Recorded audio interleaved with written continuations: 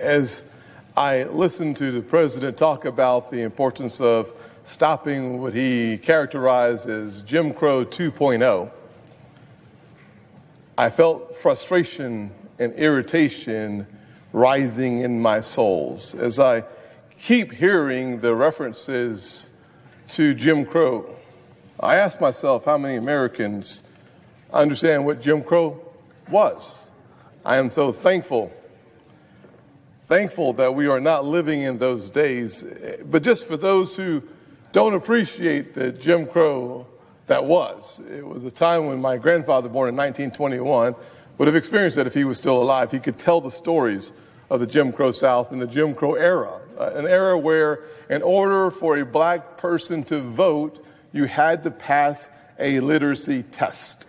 Now, if you could read at that point, it would not just be a test on whether or not you could read. It would be a test on, do you know who your governor was 20 years before you were getting ready to vote?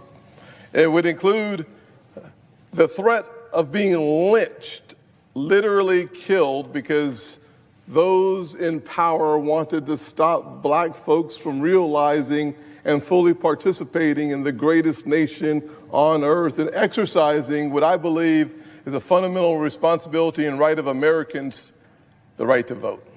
It would include beatings and the power of intimidation, the loss of your job if you dared to show up to vote. And so when I hear my president and your president, our president of these United States, just a little while ago, a week or so ago, talk about Jim Crow 2.0 and using as the poster child of this new Jim Crow South being the Georgia voting law, I rushed to read the law one more time so that I could understand what in the world is he talking about. Now, I'm here this afternoon, because I had a conversation with the South Carolina NAACP about 2 hours ago. And they encouraged me to come to the floor and make my comments as public as possible so that people understand what I have read in the Georgia law and compare it to the Jim Crow South.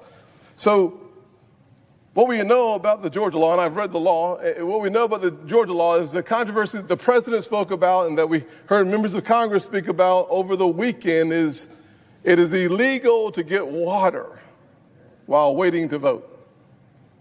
Now, that claim has been proven false. It is not illegal to get water while waiting in line.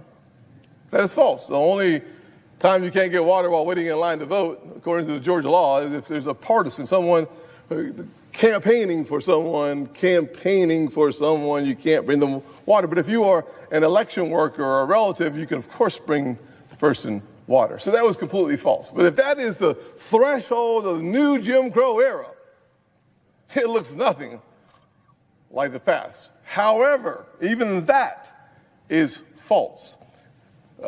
What else is in that Georgia law that is supposedly the poster child of voter suppression?